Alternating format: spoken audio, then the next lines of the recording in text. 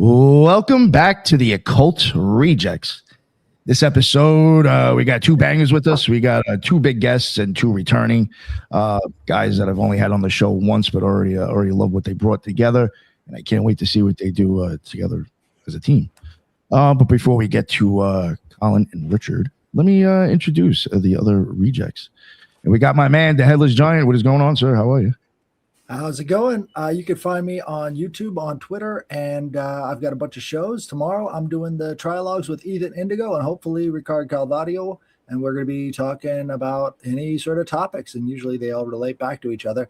Then I got 777 on Tuesdays with Nick, and we go through the Kabbalah of Aleister Crowley, which is a very interesting show. And then the mailbags on Thursday, Headless's Magical Mailbag, we go over some of your emails about occult experiences that you can send to us at the Headless Giant Podcast at gmail.com.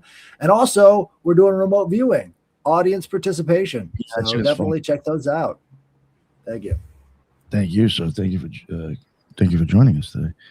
And Ethan Indigo, what is going on, sir? Please let everybody know where they can find all your amazing work and your books. Salute, everybody. Thank you, Nick, for putting all this together, and thank you guys for being here. I know this is going to be awesome topic. It's very contrarian for most of the things out there right now, so appreciate it. Yeah, Ethan Indigo Smith on all the social media, pretty easy to find, and yeah, like to get together with Headless and Ricardo every week, and always like to be on any show with the Occult Rejects. So appreciate you guys. Thank you, sir. Appreciate you. Oh yeah, my books. I got plenty of books. I forgot. Even as you reminded me, Nick, I forgot. The Geometry of Energy is actually a free ebook right now. If people want to check it out. So. Oh, that is awesome, dude. Nice, very nice. Yeah, definitely go check out Ethan's books. I mean, he's got a fuck ton of them actually, and he never promotes them. But thank you, Ethan. And I guess before I introduce them too, I guess for the listeners, I just want to let them know that I think, I'm going to ask, see how everybody else is feeling. But there's a good possibility we might be going live at 8:30 in the fucking morning tomorrow morning. We got David James Smith coming on, and I guess I coordinated with him, and somehow I guess 8:30 sounded like a good time tomorrow. So we got all of us, and Sky Mathis will be joining us. So I have no problem going live, but if everybody else is functioning, maybe we'll go live, and you can catch us tomorrow morning if you're up. Now let's move on to the guests.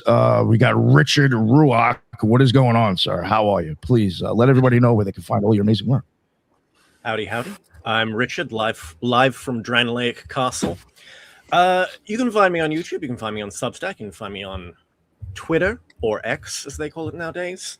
Yeah, I make some silly content, and you usually join me on Sundays this time for a little Manly P Hole stream, but I gave that up today because we need to definitively prove once and for all that the true key to spirituality is not psychedelics, but male pattern baldness. Let's go, guys. Oh yeah. Sorry, everyone else, but that's the key. That's the key.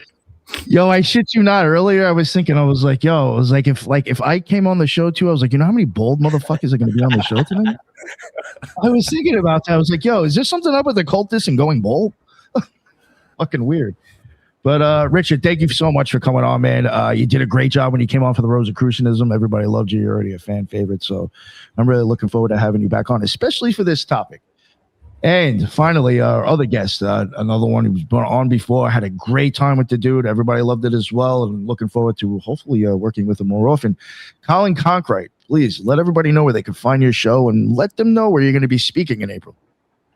Yeah. Thanks for having me on once again. Collin Conkwright, you can find me at American Esoteric on YouTube, Substack. Writer, researcher, going on over 12 years now. So glad to have a an avenue to actually get this material out there.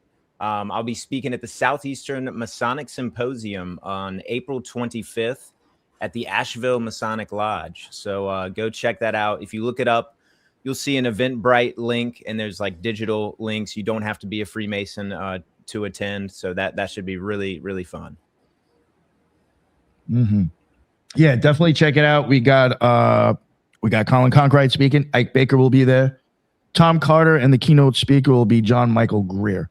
I will be there, so if you show up, I'll smoke one with you. If you happen to be a fan of the show, maybe I'll even toss you a t-shirt. So, yeah, come through. It should be fun. And yeah, all that. So guys, Anti-psychonaut. I know I was saying to you guys earlier, it's a very interesting topic to do. I'm totally down with it. A couple of weeks ago, I had somebody on that was completely other way. And I do appreciate, my opinion, I don't think the drugs are needed. It was still an interesting topic. So I appreciate you guys coming on and actually covering it the other way. So I guess maybe we'll start with Richard. I guess, what was it that made you kind of like think about bringing this to the table? You think it's like something that needs to be talked about nowadays? Yes. I'm very passionate about the work. And one thing I don't want for other people is to get stuck. Like, I love, there's a Jorge Luis Borges, the author. There's like one line in one of his stories where he says something like, he's a bit of a neo-Gnostic, where he says something like, you know, even if I be condemned to hell, let heaven exist for others. It's like, even if I don't make it, it's like someone else surely can. And so where I see dead ends, and, you know, the ultimate dead end is the path with no effort, or the path with no obstacles. The path with no obstacles leads nowhere. And that's what I always feel like the easiest way doesn't work out the best. Yeah, exactly. And a lot of people, it has become a modern meme of mixing drugs and substances with spirituality. And a lot of them, they go back into history and cherry pick and say that they're doing this, and it's the exact same thing. Just like the Eleusinian Mysteries, we're doing the exact same thing by, you know, taking heroin and LSD and going to a rave. No, it's these things, and it's. I want to preface as well. They have their place, but they need to be in their place. Anything out of its place becomes all-consuming and fundamentally damaging. And so, through this talk, or through our, like, you know, our back and forths, I want to hammer home my thesis that drugs can be used for healing.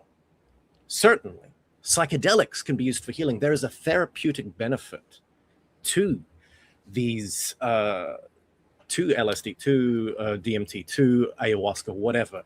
There is certainly therapeutic benefits to them, but healing is not the same as regeneration. Creating a new organ or regrowing an arm is very different from healing trauma or a scratch. And so, you know, if you have a baseline, number 0, and you come sick, you go minus 10, minus 20, healing brings you back to 0. I'm not interested in that. What takes you beyond 0? What takes you to plus 10, plus 20, plus 100? What takes you all the way to the sky, to the absolute, to the different dimensions, to the heavens? What takes you beyond merely human? I'm not interested in, and this is going to sound harsh, but I think we need to be harsh. There's been too much flower and hugs. I think I need to say it's being a loser and then becoming a normal person has nothing to do with spirituality or initiation. And it's great.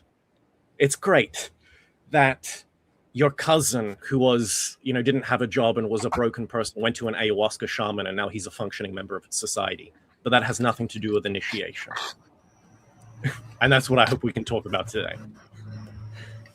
Very well said, sir. I like that. Collin, what about you?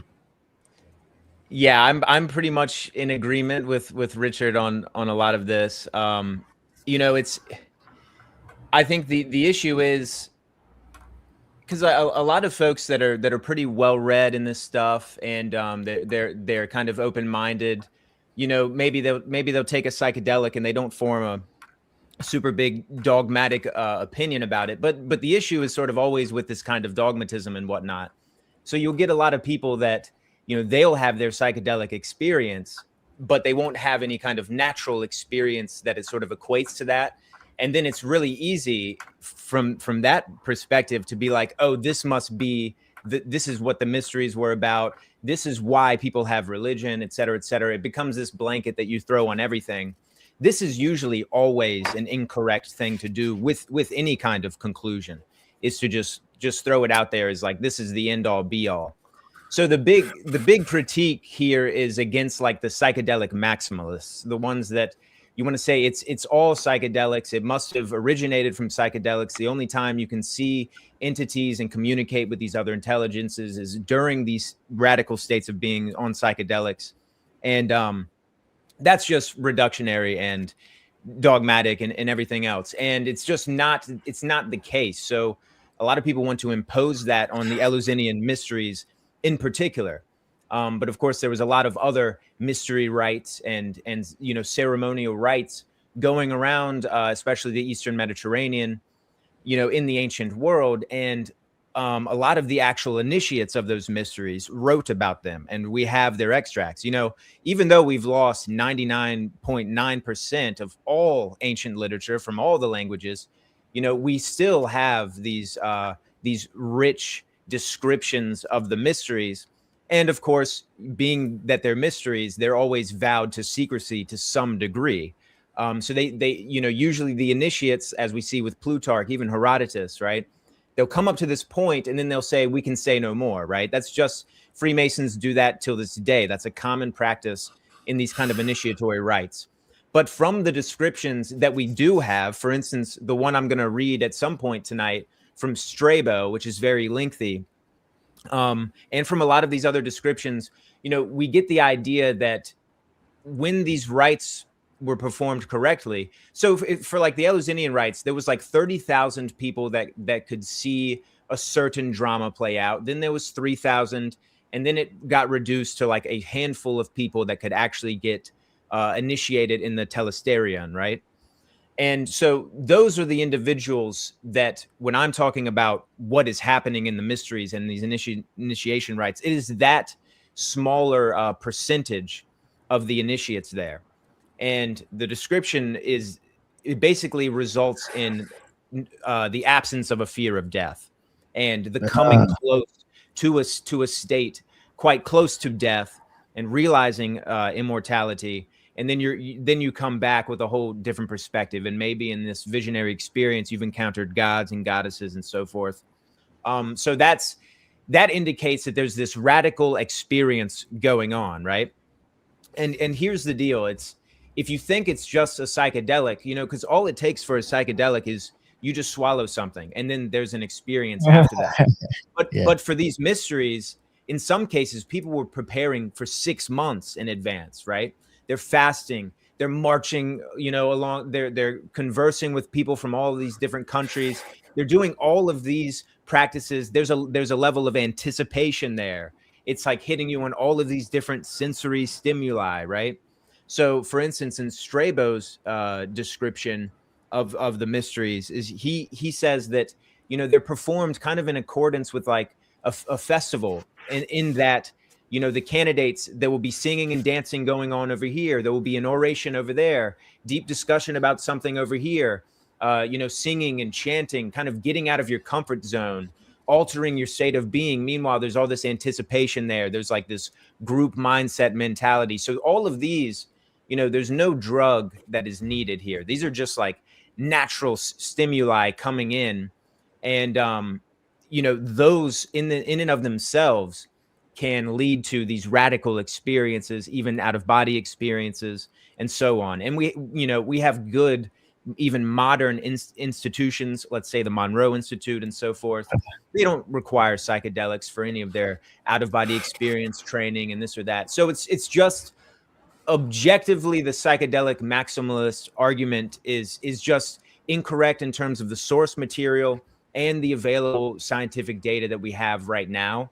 So it's just kind of like, it just gets disappointing. And I think Richard agrees with me here, is that it's disappointing that people want to, corner everything to the psychedelics when there's so much easily accessible data out there that just says otherwise, right?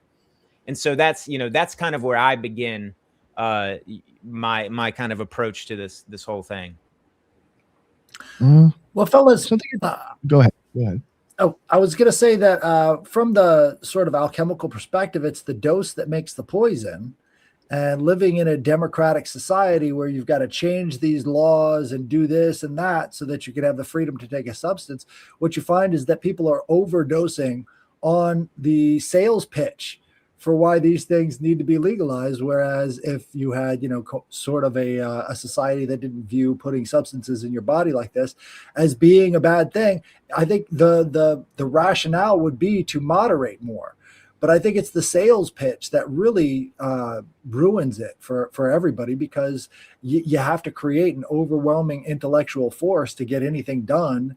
Whereas, in a different situation, let's say the Eleusinian Mysteries, it wasn't that big of a deal to have, a small amount of psychedelic in the wine and then, go from there, as opposed to this being the only path now, because that's what everybody's talking about. Yeah. There's a popularity to the psychedelics now that is sort of, it's very indicative of the kind of limitations that we live under, at least in terms of our belief systems and like what is, what our daily life looks like.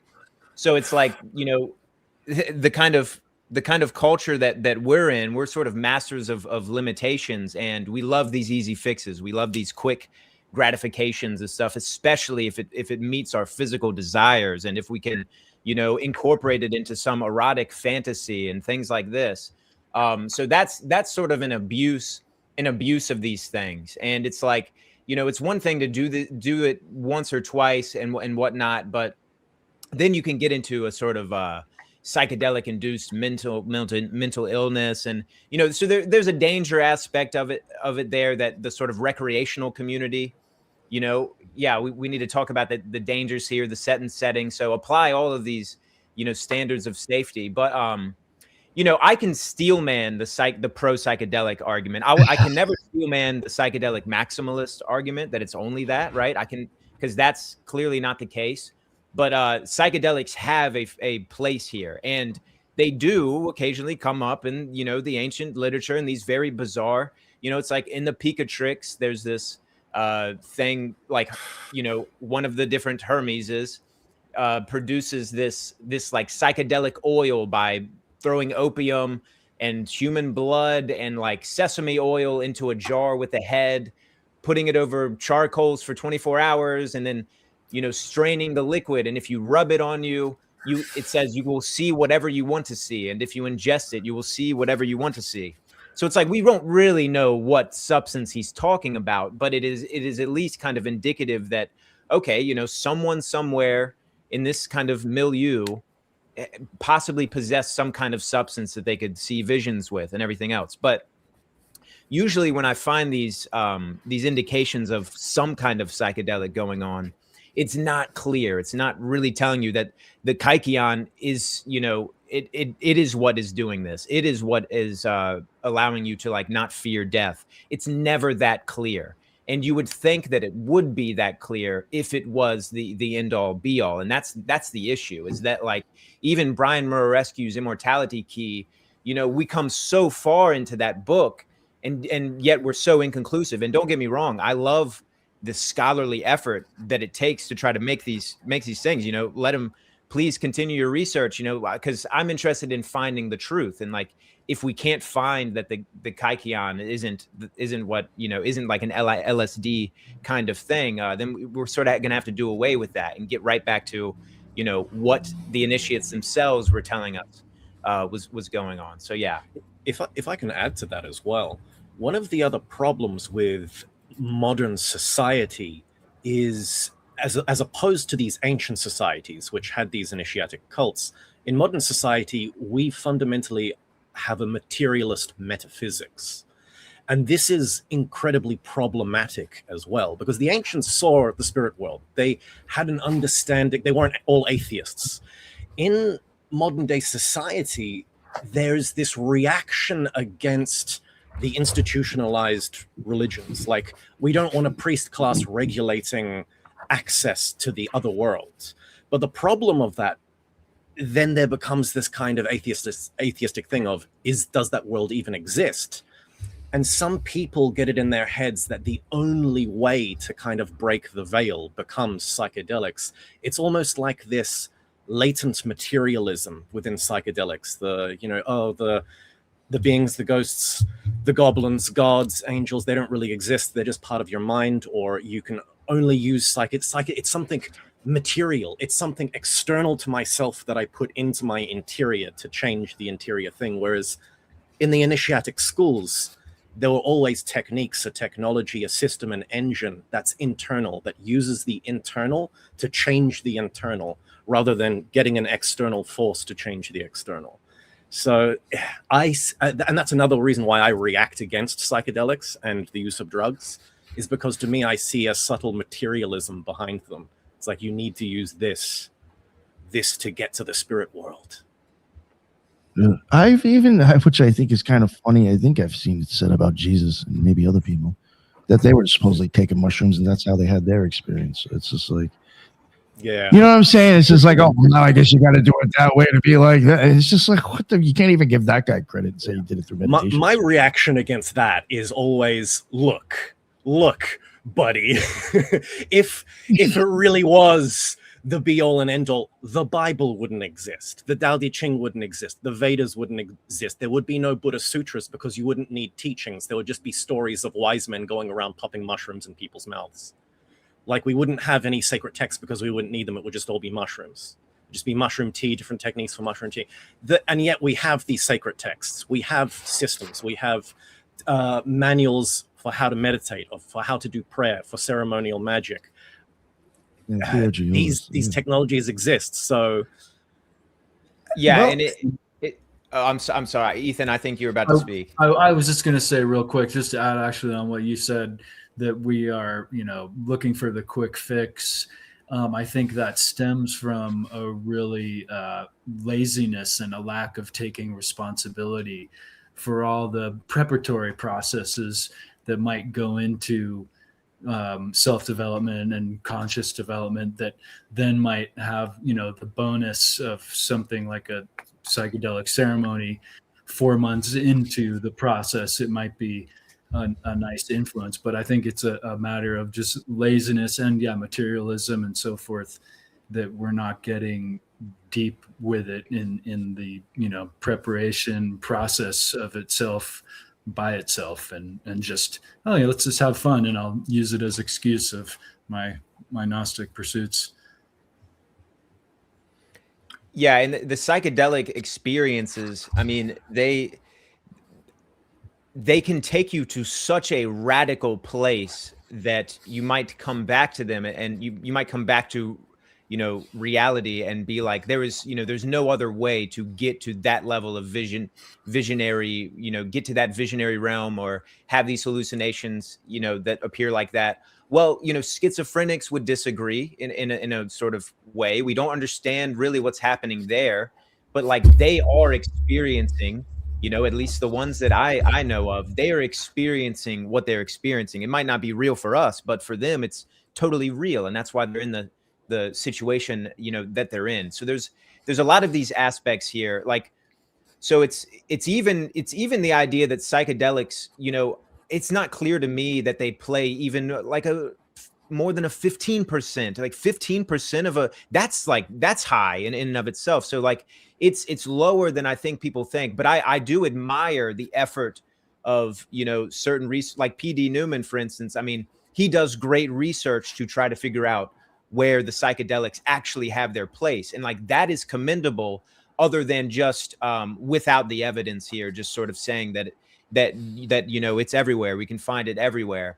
But it's like, it really is, it's also indicative that we focus on the psychedelics so much, is that we're not putting in the effort with all of these different practices. It's like Kriya yoga and, different things like Reiki, and just all the breath work, the things that can happen in, holotropic breathing and stuff. Like, people will have visions there. So there's all of these other natural visionary technologies that we need to exhaust. And we haven't done that yet. We need to exhaust them, at this more, I think, open level. It's like, I think the days of sort of keeping all the secrets among your sort of cult and your little initiatic circle or whatever, those days are kind of behind us. I mean, even Freemasons are openly discussing details of the rituals because they're out there already. If Duncan's ritual, like, you can find all of this stuff already. And so it's like, well, that means the Masons need to come in and try to discuss what's going on because they're the only ones that have actually experienced it, you know? So it's like they can actually talk about it. But so it's like the people who experience the mystery rites in the ancient world, they also wrote things and discussed them. And I just think it's important that let's exhaust those sources before we start drawing up these conclusions and like groping after what the kaikion, what the, you know, the substance of the drink actually was. Are we making progress here? I think we're making progress. Sorry, about to your point of being a low percentage, wasn't it that you were only supposed to attend the Eleusinian mysteries once in your lifetime, right? So I think that's the case. I don't know of anyone who did it twice. Yeah, at least in that, you know, higher circle. You might have attended at the audience level, but yeah, and there's like, you know, where maybe these psychedelic researchers could just do a little bit better research. I might be ignorant of the books or something that exists out there, but like there are cool accounts that are clearly something psychedelic is going on that no one actually discusses. Like Michael Sellis in his On the Operations of Demons, his book, he talks about the Bogomil sect, which is a sort of like Manichaean kind of Gnostic so-called group of Christians that were allegedly practicing these kind of orgiastic rites and, you know, summoning demons and so forth. Some of this is like a polemic against them from Orthodox Christian perspective. But in like kind of like a side note, in one of his descriptions, he says some vagabond from Africa, you know, initiated someone on a mountainside in like these obscure rites, and he pulled out this oil and he rubbed it over this person's eyes, and this person clearly is initiated into this kind of psychedelic mystery and sees all of these daemons and stuff, and this raven flies into his throat, you know. And there is like in certain psychedelic experiences, there's like this, like Ganesha will put her trunk down your throat or something like that and like suck away the negative energy or whatever. So it's like that's a little extract that people should zoom in on. The psychonautic researchers should zoom in on that extract, right? Same with the text, The Revelation of the Magi, you know, recent English translation for that, but it's like a one of a kind apocryphal Christian text, probably late 2nd century. And it describes the star that brings the Magi to baby Jesus in the, you know, the book of Matthew. It sort of fills in the gaps there. And long story short, these Magi that encounter this orb-like angel who is also the Son of God, the pre-incarnate, you know, Son of God, Jesus Christ figure himself. And out of this light, the Son of God figure gives the Magi like these provisions, and these sacred provisions the Magi eat, and they clearly have visions directly due to these particular provisions and stuff. So it's like there's an example that psychedelic researchers could hone in on and maybe, you know, do something with, maybe compare it to other apocryphal accounts, maybe compare it to the kind of anointing oil accounts, right? So it's not to say that there aren't mysteries here and worthy investigations. There definitely are. But like, let's do that, and let's see what we can unearth from that, instead of doing this sort of you know, the game of conclusions. And I have to say, to add on that as well, a lot of what I've seen of the ancient sects that do use psychedelics in their initiatic rites, it's always something kindergarten. And that's something I also want to bring home. When drugs are used, it's something at the very early basic stages for someone completely new who's experienced nothing. And that's another place where I see it's reasonable nowadays. Like if you do have someone who is a complete materialist maybe, and they just want something, like, you know, Carlos Castaneda, maybe he needed the peyote and he wasn't going to make it otherwise. So it's like the most basic, like kindergarten thing you can use that for. But that's not, once again, the map is not the terrain. The map is not the engine. There's two different things. And it's like, you're not moving on the path, oh, I dissolved my ego through this. It's like, no, it's like, it's the most basic thing. And then there's a greater work afterwards. in a lot of ways, it's like the change in perspective is useful for allowing people to shift into other frames of consciousness. But if you think about it, like these things are just as symbolic without you even taking them.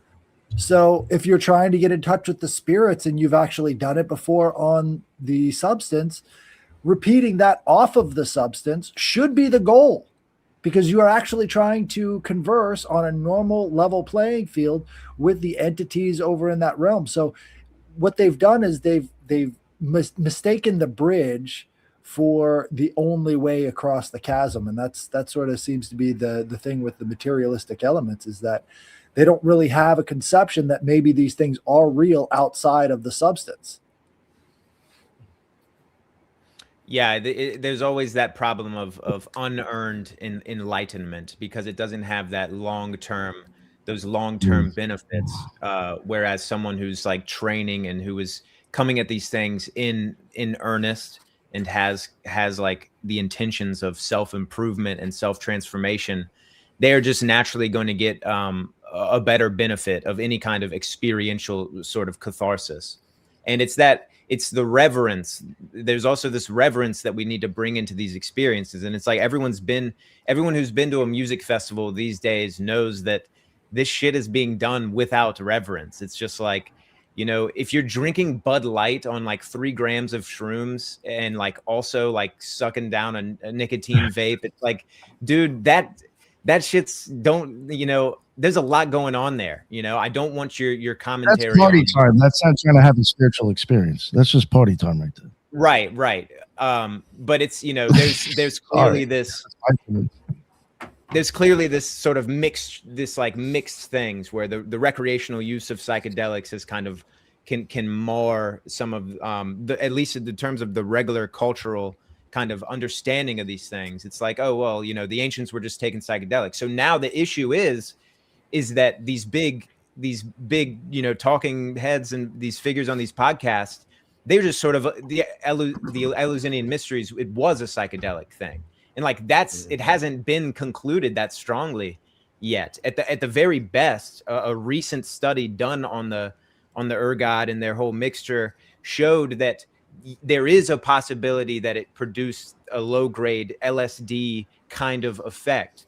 But it would have been a very small amount if it did that. So that's like, I think that's the state of that research right now, is that there can be some extraction there, but it's extremely low dosage, you know, and I don't think any humans have actually tested it out though. That's the issue.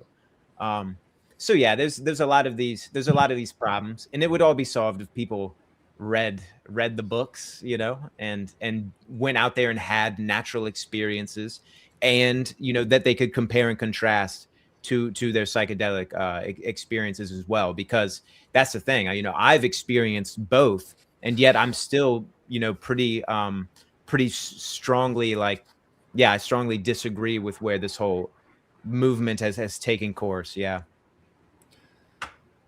I think it comes from knowing thyself. One thing I did want to say. Go ahead. That helps. One thing I kind of wanted to add, I think, to something that you had said, or maybe it was both of you, kind of said something about perception. Now, like for people, there's very few people I knew personally, but there was enough that I knew that microdosed, like either acid or shrooms, or had even taken like DMT or ayahuasca in a controlled setting.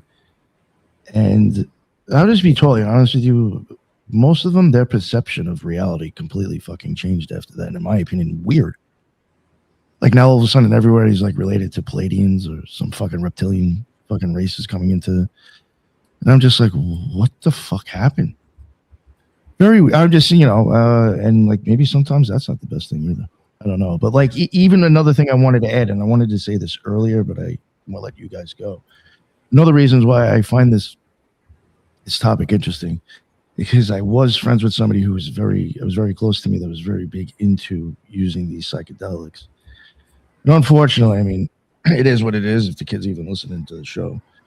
When he was using the shit continuously, I mean, his life turned to shit. I mean, married, divorced, moved, I don't know how many times, all this. Like, so as like a magician who's supposed to be doing this stuff to have spiritual experiences and work on shadow work, it don't look like you're getting anywhere, my man. Looks like things were getting worse. Mhm. So just to me, it was just like, is the drugs the problem? I don't know. But I can again, jump- just even perception, I do fuck you all up with that shit too. Your perception of reality. Go ahead, Richard. Yeah, if I can jump in there, this goes back to another thing, which is just because something comes from beyond the veil doesn't mean it's at all intelligent or even that great. And so it's one of those things. The beings you see, I'm not one of those guys who says, "Oh, when you take psychedelics, it's all in your head." I actually think some of those experiences are very real and very genuine. Oh, But here's the thing. Here's the thing. The difference when you take psychedelics, there's also a passivity in your essence. Whereas when you are engaged in the work, in initiatic workings, there's activity. Like, you can take a drug and that will change your phenomenology, but you can overload yourself with anything. You can take alcohol and that will give you weird experiences as well. Like, I know people who kind of feel a separation when they take alcohol, which is very interesting. Like, they feel the part of themselves that gets drunk, and there's that other part of them that goes, "Oh, I'm getting drunk." And it's like they can see this kind of dualism. And it's like if you take 100 cups of coffee, you'll also change your phenomenal. I guarantee you will experience a phenomenological difference of the world if you take 100 cups of coffee. But nonetheless, one of the points of spiritual work or experience, in my experience, as meeting people and talking to people, there's a lot of spiritual experience that's gained through practice, and work is very subtle. And the whole point is to kind of refine yourself. So it's like, I use the example of, you get a gem like a topaz and you hold it in your hand and you close your eyes and it's like, what do you feel? And some people kind of like, "Oh, my gem Bible says a topaz corresponds." No. Throw your gem Bible in the bin. What do you feel when you have like the topaz in your hand? And it's like, you are trying to interact with that thing. That thing is speaking to you. Everything in the world is speaking. The wind is speaking. The tree is speaking. The grass is speaking. There's this continuous dialogue that's always happening. It's just our physical faculties are overloaded, and so that information that comes in, that suprasensible information, is sent into our subconscious. We're not conscious of it. It's there, and some people are very intuitive, and they know when a plant needs this and that, and they've got the green thumb because they can speak to plants. It's in them. It goes into their subconscious and something registers consciously, but for most people, it goes into the subconscious and it stays there. Whereas when you do esoteric practice, you try to draw that out, you try to engage with that, and you do that actively. When you take substance, even in, like, if you do the environment properly and you fast for 40 days, there's still a passivity to it. And this is problematic because I always remember, it's in like a kind of a Rudolf Steiner lecture at one point, he talks about the astral belt of lies. And I was like, oh, this is interesting because there's an esoteric spin in the astral world, in the lower astral world. There's a belt where when you hit it, it's illusory. And it's real, but it's real. But there's the truth and the lie gets mixed together. And when a truth and a lie gets mixed together, that's double trouble. Because truth is often dry, but when you add lies to truth, then it starts to sparkle. And also lies, if you push against them, if you push against a lie, it'll fall over. But if you have truth there to prop it up, the lie becomes actually quite reinforced. So when you mix truth with lie, it's just like that astral belt of lies is one of the biggest problems. And I'm like, and this is also for people who don't take drugs, for people who have a little bit of delusion in them, and then they get into the spiritual work and they start doing numerology, they read the Kabbalion once, and then all of a sudden they think they're Jesus incarnate. It's like, this is a perennial problem. And just because you're taking a psychedelics, you don't skip that process. There is a process very early on where it's like a megalomania almost. And it's like, those spiritual beings that are beyond the veil, they may not, that may be just a quality of the astral belt of lies. And you may not go anywhere. And this is just it. I see people just like your friend continuously who are stuck. It's like, I met a guy, I know a guy actually, he's doing well now, but I met him down in Byron. Well, he's from Byron. Oh, no. Let me just say Byron Bay, Australia. If you know what happens there, you know what happens there. This guy, the list of drugs he took, like if it rolled out on a scroll, the scroll would go across the room. He told me that he took ayahuasca 13 times. And it's like the last time he took it was like a triple dose or something. And he said he had this experience where like the void opened up and all the gods were there and the Divine Mother came to him. But then she spoke to him and she turned and she pointed to all of the gods and see all of this. This is just an impression. And it's like there was something real that finally cracked through and he realized like, I need to stop taking drugs. I need to do a work. This is just an experience. And that's what I see. And this guy I met, he was a nice guy, but he was normal. He didn't have any attainment. He wasn't a master. There were no cities there. There was no extraordinary knowledge. And when I say extraordinary knowledge, look, he had weird experiences. He had cool psychedelic experiences that were crystallized in his memory, but he wasn't an unusual person beyond that. And it's like, for him, something finally cracked and broke, and it's like, oh, I need to actually find the work. And, you know, he's doing well. He got some Golden Dawn stuff, and he's doing some things. But it's like, that's what I see most of the time, is people take them and the megalomania test, they completely fumble and stumble, and it's like, I dissolved my ego. That's it. Done, guys. No, LSD once, I'm done. One and done, baby. I like how you said that though, the megalomania part. Yeah, that's pretty interesting. Yeah.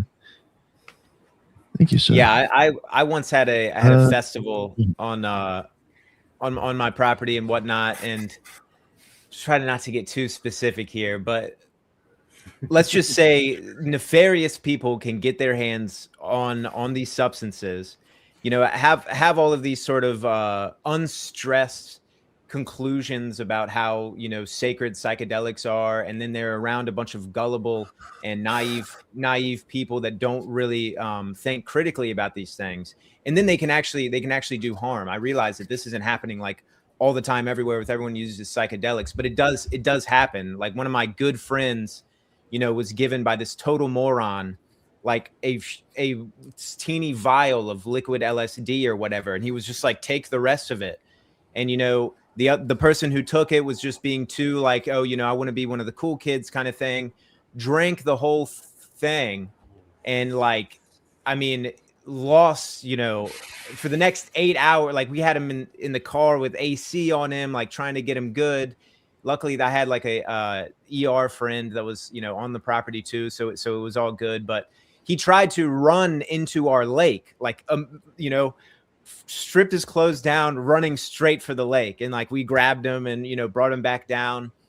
That's just one of these sort of revelatory moments where it's like, dude, this stuff in the wrong type of hands is tragic, and it can ruin people's lives. And I've seen way worse situations play out there. So you'll get these kind of like micro gurus with big egos, and really they're just drug dealers who happen to have psychedelics.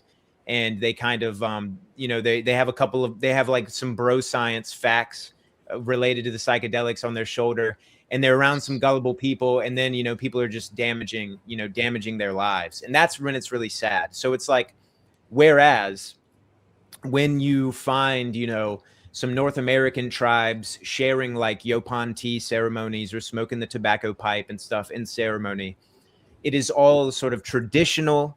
It has these parameters about it. There's that layer of reverence there. Your ancestors did it too, and it is intent. Like the intentions are pretty clear as to what's going on, right?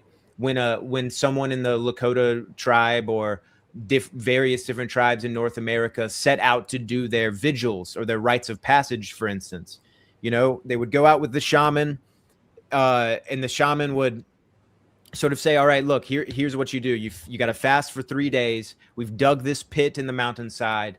You know, you go into the pit, and like, that's where you're going to sit in this pit for X number of days and wait there until the spirits come to you. Right. Sometimes the spirits didn't come, and then the person came back down the mountainside. talked with the shaman, and shaman was like, yeah, you know, there's also something in that too. Like you just gotta work harder. You got to do something different. Or there's that sort of tough love kind of message there. There was always a way through it, even if you didn't have the experience. The shamans understood because they had brought so many people through this kind of thing. Or you could be in this pit, similar to like Timarchus in Greece, who visited the cave of Trophonius, right?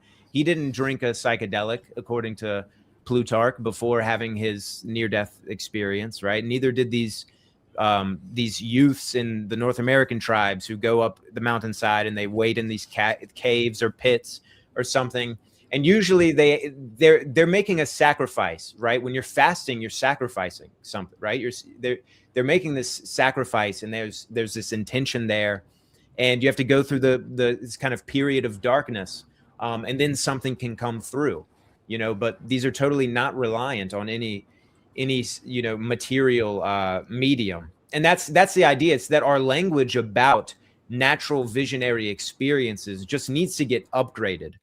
And it won't get upgraded also if everyone's too catty about their experiences or can't have a conversation about their experiences. Like, you don't need to give us the whole package, but we need to at least be able to communicate on some level. Like, hey, yeah, I know what you're talking about. That happened to me too in meditation, stuff like that. We need to bring this out of like some, you know, like the alchemists, you know, they're obscuring their language so much that no one knows what's going on anymore. Like that kind of phase, I think, you know, it has its place here or there, but in order to bring this stuff to the practical level, we have to talk about it openly, and we have to focus on these natural visionary experiences that underlie, I think, the origins of religious belief in the first place are actually those experiences, and they don't require psychedelics. Okay. But sure, if someone came across a pipe loaded with DMT in the ancient world and they smoked it, would they come out of that with like some wild beliefs? Like, yeah, definitely. Right. But I think we're dealing with something more natural here. And, you know, on that note, last little thing here, it's like when asked, these Amazonian shamans, how did you find ayahuasca? You know, they said the plants told us. So, but even the guys deep in the research there, they want to appeal to the skeptics and say, well, they could work this out over 10,000 experiments, combining this plant and that plant. And I'm like, guys, they told you what happened. They already told you how it happened. And so we're always looking for this sort of more rational kind of way around these things. But speaking to a plant or something, it just sounds, oh my God, it's so fantastic.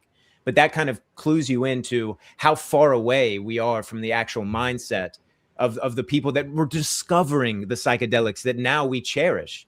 They had a totally different ontology, you know, that they could telepathically communicate with plants and this and that. So we like have erased all of that context and all of that earning and what people had to do to deserve these things.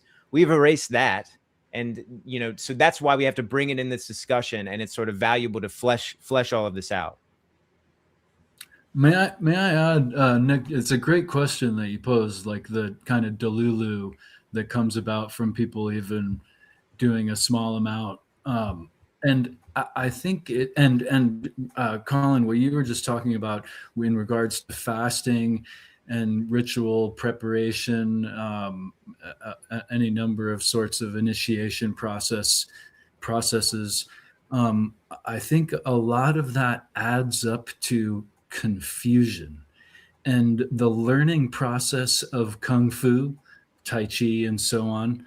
It's really a confusing and humbling experience, but yet is beneficial and grounding and so forth. And it's interesting that psychedelics and narcotics can be confusing. And I think when one has gone through a lot of confusion and overcoming confusion, even in a sober sense, I think confusion is what development tastes like, if you will. And so I think it is an example of this preparation or initiation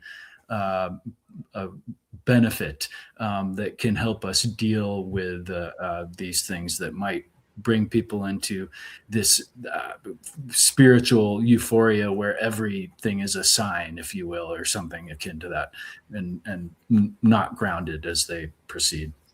So I just wanted to add that the confusion, I think, is a helpful thing in development.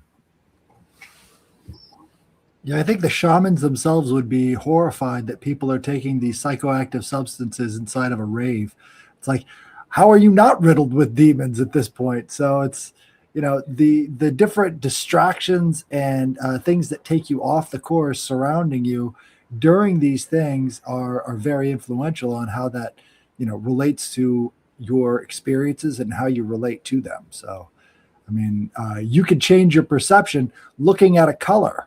You could change your perception by having certain herbs burning. Like the whole idea that you need strong psychoactive substances to change your perception is actually completely off of the mark that you would want to, perpetuate with attaining the ability to witness this stuff. That's really well said. I mean, that's even like stuff that I've even trying to like get at, and we'll try to get more at on the show myself, is between like, if you have the choice of sacred architecture, sound, herbs, crystals, there's so many things that could already start affecting your vagus nerve or your parasympathetic shit, that you can actually like kind of lower yourself down and get into a relaxed state just from all that aiding you already. So yeah, I mean, just without the drugs. Yeah, and it's still a mystery as far as the chemicals that our body produces and what role they play in these experiences too. Because I mean, it is fascinating that the body already possesses the kind of cannabinoid system that knows exactly what to do when you inhale THC and whatnot. We already make small levels of DMT in our body, and we're not necessarily quite sure what their function are. Strassman has at least somewhat indicated that it plays a role in our dreams, but then again, we're not really sure. But you have things like gigantism or whatnot, which is a sort of, I believe the thyroid produces an excess level of growth hormone and literally turns people into giants, right? So this is a kind of chemical imbalance in the body that has these drastic kind of effects. So we don't know enough about those processes, but it's like we know that holotropic breathing produces more nitric oxide in the brain. Okay. And that's why the experiences that people have doing that practice is similar to when they just suck down a nitrous oxide balloon, but you don't need the balloons. You can do this in a different way that is healthier, right? And it requires effort. So there is a different kind of catharsis at the end of that journey than just sort of taking something, right? So it's like the psychedelics are not going away. If anything, I think, we're probably going to see revivals on a number of different levels of, different kind of psychedelics. So it's worth trying to establish as psychedelics continue to influence culture in general and no doubt influence people's perspective on spirituality and whatnot, getting it back into this sense of reverence and this sense of like if you wanted to create a new mystery ritual based around kind of a psychedelic at the end of that, like that, there's validity there. There's something good there. If the parameters are right, the people involved are like decent and everything else, and it's not too, crazy. Like there's value there. But it's, of course, it's not the only thing that exists. And that's, we're beating a dead horse here by saying this over and over, but we're going to have to continue to say it over and sort of flesh out the argument and develop the different points here, because the debate is going to ramp up, actually.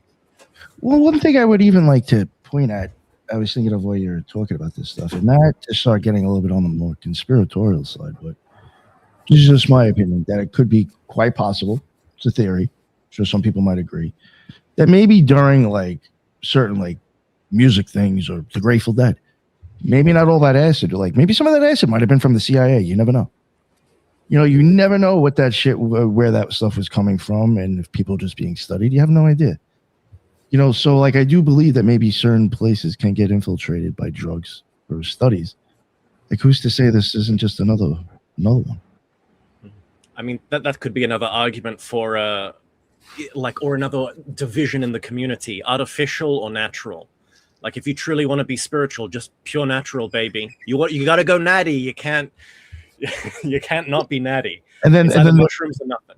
And then when you get these people that have these crazy experiences and now think that there's some like Palladian moon goddess, people would be like, well, that's what happens when you take that shit. You're fucking crazy.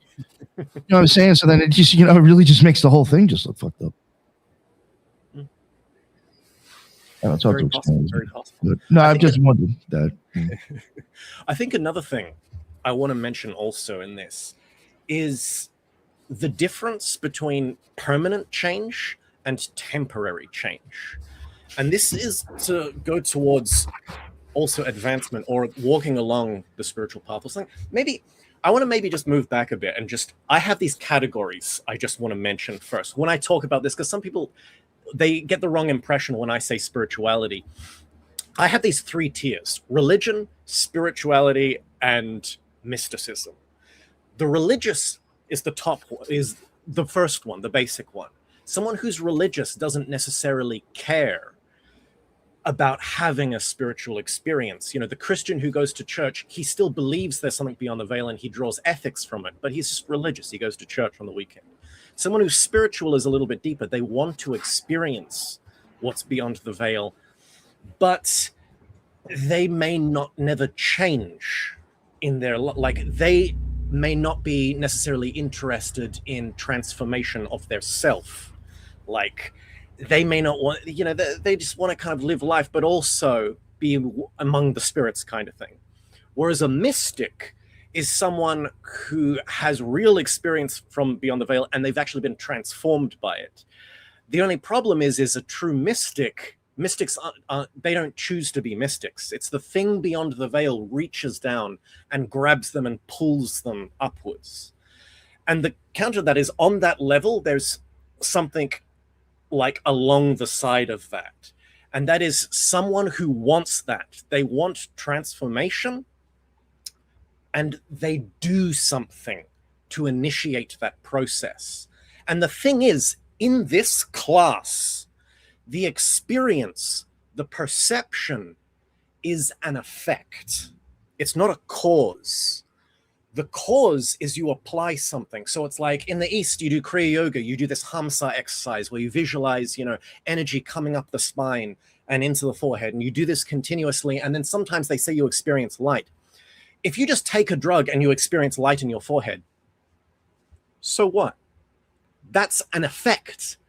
You didn't do the cause. The whole point is you saturate the spine with this energy, and then that has an effect, and then that changes you, and then certain things in your life may change. Or you as a person, like continuously moving your energies inwards, can change certain qualities psychologically permanently in you.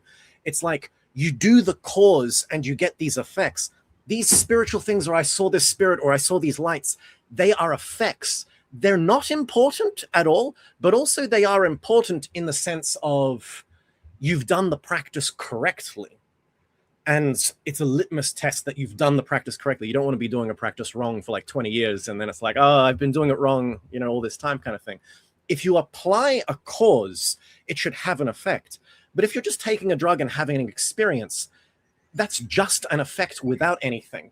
I like to say it's like, like going to the gym and working out and changing your body. But the concept of an exoskeleton, they're talking about it now. It's like you get kind of a robot suit over yourself. And they kind of have military exosuits now where it's you have the robot moves kind of for you, or you can lift something extra large if you have this kind of robot kind of exoskeleton on your arm and that kind of thing. It's like taking a drug for spirituality is like that. Is you're putting something on and it's giving you this huge effects, and then you can lift 300, 400, 500 pounds. But then once you take the exoskeleton off, you're just back to a normal skinny dude. You're back to a normal human. And that's the thing. Iron Man suit on. Yeah, that's the thing exactly. It's the difference between Iron Man and Thor. What do you want to be? Oh, billionaire playboy, and then what? What are you without the suit? Or are you Captain America? Are you actually Thor, like just generating like lightning out of yourself, or generating strength and virtue out of yourself via the internal? It's like, what do you want to be?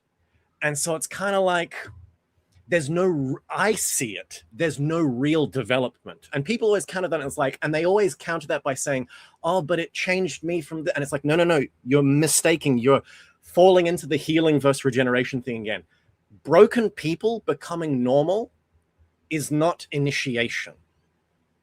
Someone who's already kind of got it together, going into something even greater, going beyond human. That's what we're interested in. The ladder of being, you know, vegetable, animal, human, and then something potentially beyond. We want to go beyond. We don't just want to be a human with an odd experience. Cause and effect. Permanent change, not temporary experience. I like that. That was well said. I think that's why before I was like saying that sounds like party time to me, because it just sounds like you're taking shit just to do it, and there was no reason why. Yeah, I get that, man. Nice. Anybody have anything they wanted to add, or? As far as this goes, it's probably, I think we probably covered most of it as far as an introductory sort of fleshing out the general kind of argument against psychedelic maximalism. Because then, you know, the next step, if there was a debate in the cards or whatever, so we would start busting out receipts and doing that whole ping pong and that whole thing back and forth, which would be fun. But that could get interesting. Keep that in mind if you ever want to. Sign me up. Yeah, I mean, I got no skin in the game, so I mean, it's all cool for me. I'm not a debate guy, but I'm up for some fun. yeah, I think exactly. Civil discussion. But that's another interesting point, though. The people who do have skin in the game have been researching this in sort of private settings for, you know, decades upon decades since the 1950s that we know of. And maybe there's a little bit more to that agenda than a lot of people are giving it credit for, because, you know, we see all of this stuff sort of popping up as these advocacy groups, and maybe there has more to do with maybe what the purposes were originally, which is human testing. So it's just something to be aware of and stay cautious of. I mean, that's totally going on the, you know, the conspiracy route as well. That's can also be another thing. It's like the forces that be know that drugs are a dead end. So to over recommend them, and to have people who have a kind of copium. It's like they've been in, because you see this in some spiritual schools where it's like a guy's been in for 20 years. And if you're in a spiritual kind of scenario for so long, you get it into your head sometimes. It's like, I'm spiritual. And then if something goes wrong, well, I'm spiritual. It has to be someone else. It can't be me. I've done the work. And if you're just doing drugs all the time, and then you can kind of like, if you've never done anything, you haven't really gotten anywhere, there can be a kind of a copium for that. So they go into the literature, they do all this study, they get all this skin in the game because it's a kind of copium. No, it is good. I've been working this entire time. And then, of course, there's the people behind them going, yes, tell the others. And it's all this, that's where it becomes conspiratorial. I can see that. Well, and I think you guys already won the debate in a sense by putting forth the idea that it does have medical and or healing properties and uses for certain people, but the true, Richard and Collin, I think you guys summed it up essentially. There's no prescription for cities, right? It's more instructions towards meditation that you may gain such effects. Collin, sorry to interrupt you. Oh, no worries at all. Yeah, I mean, it's worth pointing out like the positives for psychedelics as well. Like, are there some people that I would be like, dude, I just want to shove a mushroom down your mouth just so you have some inkling that there's something beyond your ego that exists. Like, yes, there's people that we all want to do that with, but you know, we can't do that. But yeah, so it's like, I think it can lead a lot of sort of dogmatic and kind of sort of rigorously rigid people, it can produce a shift in belief, which can be powerful. But those shifts, they don't necessarily, like, you can't keep pressing the shift belief button, so if something results in that shift of belief, like, okay, now I believe in spirits because I smoked DMT and I encountered things that I can't explain and they were communicating with me and it was so bizarre. It's like, all right, I think that's sort of a positive thing. If that works in a positive way in your reality, that now you believe in spirits, now you sort of understand, boom, there's a good positive benefit from psychedelic uses that I honestly want to kind of, safe and everything else, advocate for sure. That's where I think it has its place. Not in this sort of chaotic, everything's recreational, nothing has intention behind it. We're just doing this for euphoria, so it makes our sex better and our dancing better, and this and that. People want to ride that train until they're basically 40 and they've lost the purpose in life. And now they don't look as good anymore. They don't feel as good. What have I been doing? I've been frying my brain on psychedelics. And it's like, when I was younger and a little bit more championing the psychedelics and didn't have enough experiences myself, I was a little more gung-ho about it. But then when you have like a terrible trip or a couple of these, right? Like, salvia, they used to sell, and they might still sell salvia at like gas stations, right? If you smoke salvia, you will be confronted with the most bizarre hallucinations you don't ever want to imagine. It is nightmarish what can happen, right? Don't do it. It's not great. I mean, Terrence McKenna, he describes a certain way to do it where, it's different. But I mean, I saw like reality unzip.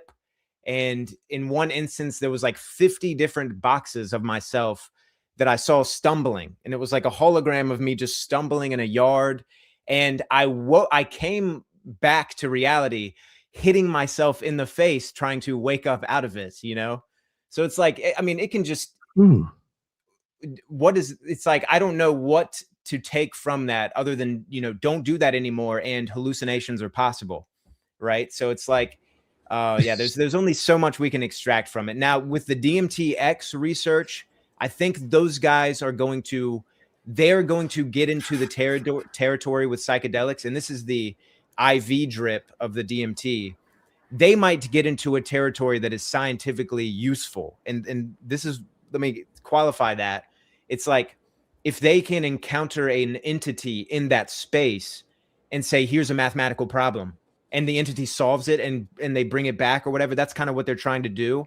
They're trying to let the entity do something that the person having the experience cannot do, so that they bring it back as like experiential proof of the objective existence of this entity. That's the fascinating research that this stuff can, get into. And I'm all for that, So I think it's gonna get interesting. So it's worth trying to figure out, where are we at in this whole argument, and what are the points for and against this stuff. So I think we've done some good introductory work on that here. Oh, hell yeah, that was great. Ethan and Headless, did you guys want to add anything? You got anything to say? Sure, yeah. Doing salvia myself, I lost all control over the internal temperature regulation in my body. So even though it's perfectly fine outside, you feel like you're freezing to death. So is that really worth fucking around with your autonomic nervous system? It's it's something else happening there. So these things aren't regulated, but that doesn't mean that they're safe. And a lot of people miss that sort of distinction because they think that, chemicals that are unregulated means they're safe, but that's not true at all. It's just, you got to understand that the dose makes the poison. And a lot of times people don't do that because they're used to having warning labels all over everything. And I don't think that if they legalized psychedelics, that it would come with a warning label that says could cause extended adolescence. That ego death that you're experiencing might just be you thinking you're a child forever. So how is that useful? I like that. Well said, Headless. All right. I guess we could probably. You guys are cool with wrapping it up then. I guess. You guys, yeah, there's no reason to keep going on. Then. That was great though, man. I really appreciate the way you guys presented all that. You know. Again, I mean, I totally agree with you guys. Anyway, I don't think drugs are. Before we wrap it up, we'll have everybody like their stuff one more time. What is going on, Ethan? Remember the books this time. Well, that was awesome. Thank you so much for sharing, you guys. It's inspiring to get more confusion in my mind. So yeah, Ethan Indigo Smith. I appreciate anyone who reaches out to communicate. And tomorrow, Sunday's Headless and I'll be doing the trialogue, hopefully with Ricardo. Maybe we'll have to get Nick on if he's not busy, if Ricardo doesn't show up. Okay. Yeah, maybe I could. And always trying to do a little writing here and there on Occult Research Institute. And I got a bunch of books out there. Geometry of Energy is a free ebook if anyone does ebooks for the next few days. And again, Richard, Collin, thank you so much. Thank you for joining us, Ethan, and for your questions and your input. And Headless Giant, sir.